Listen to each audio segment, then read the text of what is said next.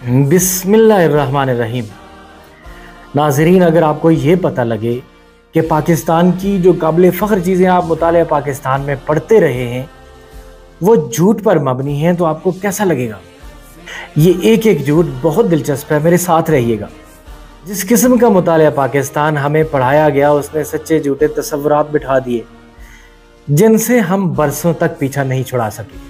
مثلاً گاندھی ہمارے نزدیک ایک ایسا شخص تھا جو ہندوؤں کا لیڈر تھا، اور چونکہ ہندو تھا اس لیے مکار اور عیار تھا، اس میں کرشماتی لیڈر والی کوئی بات ہی نہیں تھی۔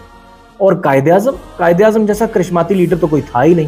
بہترین سوٹ پہنتا تھا، فرسٹ کلاس میں سفر کرتا تھا، مہنگے سگار پیتا تھا اور اپنے وقت کا سب سے قابل ترین بیرسٹر تھا۔ اس وقت ہمیں کسی نے یہ نہیں بتایا کہ گاندھی جی بھی بیرسٹر تھے۔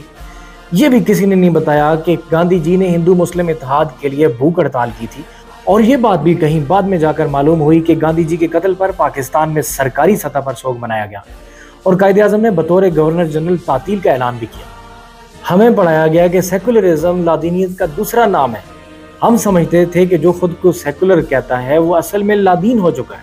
اس طرح خود کو لبرل کہنے والا اصل میں شرابی ہے اور وہ ملک میں کھلے عام زنا کی ترویج چاہتا ہے۔ دنیا میں سب سے اچھی قوم مسلمان ہے جس کو دوسروں پر غلبہ حاصل کرنے کا حق ہے۔ باقی تمام قوموں کا یہ فرض ہے کہ وہ محکوم بن کر رہیں۔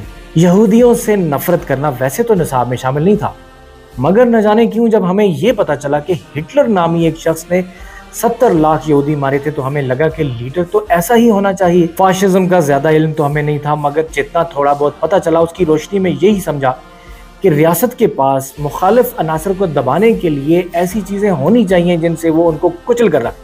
دلچسپ بات یہ ہے کہ گزشتہ کچھ ٹائم سے ہماری قوم کے خیالات حیرت انگیز طور پر تبدیل ہوئے ہیں۔ سردیوں میں آپ کو گیس کی قلت کا سامنا ہو تو پائپ مطالعہ پاکستان کی کتاب سے جوڑ لیجئے، وہاں وسیع ذخائر موجود ہیں۔ ہمیں یہ پڑھایا گیا کہ پاکستان کے پاس دنیا کا سب سے بڑا نہری نظام ہے، یہ مگر کسی نے نہیں بتایا کہ یہ انگریز کا بنایا ہوا ہے۔ انگریز ہماری سرزمین میں اتنے اعلیٰ نظام تشکیل دے سکتا ہے اور ہم انہیں سنبھال بھی نہیں سکتے۔ ہمیں یہ بتایا گیا تھا کہ پاکستان نور ہے اور نور کو زوال نہیں۔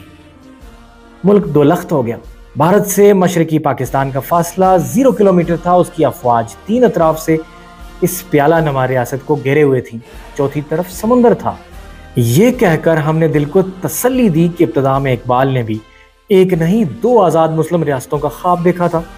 جنگی طور پر مشرقی پاکستان کا دفاع ممکن ہی نہ تھا۔ ناظرین، اس کے بعد کیا ہوا؟ ہم سے جدا ہونے والا ملک ترقی و خوشحالی کی راہ پر چل پڑا۔ یہ دن بھی ہمیں دیکھنا تھا کہ پاکستان سے جدا ہونے والے بنگلہ دیش کے 50ویں یوم آزادی پر بھارتی وزیر اعظم مہمان خصوصی تھا۔ آج ایک بنگلہ دیشی ٹکا پاکستانی روپے سے آگے ہے۔ معاشی ترقی کی شرح پاکستان سے کئی گنا زیادہ ہے۔ ہاں، ہمیں ایک چیز پر ناز تھا کہ بنگلہ دیش اور بھارت کی نسبت پاکستان میں بات کرنے کی آزادی کہیں زیادہ تھی۔ اب الحمدللہ یہ حسرت بھی تمام ہوئی۔ ہماری اشرافیہ یورپ کی سڑکوں پر مسکینوں کی طرح تنہا نظر آتی ہے۔ برطانیہ میں سابق وزیر اعظم نواز شریف کے فلیٹ کے باہر ہر لمحہ ہنگامہ آرائی جاری رہتی ہے۔ ساری دنیا میں پاکستان کا نام روشن ہوتا ہے اور ہم برآمدات میں اوپر اعلیٰ اور نیچے گھٹیا مال رکھ کر بیچتے ہیں اور نتیجتاً ہر جگہ سے پابندیوں کا سامنا کرتے ہیں۔ مطالعہ پاکستان کا ایک اور جھوٹ یہ ہے کہ پاکستان اتنا خوبصورت ملک ہے کہ سوئٹزرلینڈ اس کے سامنے کچھ بھی نہیں۔ حقیقت یہ ہے کہ برف باری کے سیزن میں سڑکیں مکمل طور پر بند ہو جاتی ہیں اور ہزاروں گاڑیاں پھنس جاتی ہیں۔ جنوری 2022 میں 21 افراد برف باری کے ہنگاموں میں مری کی سڑکوں پر ہلاک ہوئے۔ سیاحتی مقامات پر پاکستانی اتنا کچرا پھینکتے ہیں کہ جرمن اور برطانوی سفارتی حکام کو کچرا اٹھاتے دیکھا گیا۔ ناظرین، جس دن سے بھارت نے مقبوضہ کشمیر کو اپنا حصہ بنایا ہے، اچانک ہمیں گاندھی جی کی تعلیمات اچھی لگنے لگی ہیں۔ ہم بھارت کو تانا دینے لگے ہیں کہ یہ گاندھی کا ہندوستان تو نہیں۔ ہمیں یہ بھی یاد آ گیا ہے کہ گاندھی جی کو قتل کرنے والا RSS کا رکن تھا۔ ہمیں سیکولرزم کا تصور بھی ٹھیک لگنے لگا ہے۔ اب ہم ہندوستان سے سوال پوچھتے ہیں کہ کہاں گیا تمہارا سیکولرزم؟ اب ہمیں فاشزم کا مطلب بھی اچھی طرح سے سمجھ آ گیا ہے۔ آج ہم ہٹلر یا فاشسٹ طرز حکومت کی حمایت نہیں کرتے۔ اب ہمیں آزادی اظہار کی قدر و قیمت کا بھی پتہ چل گیا ہے۔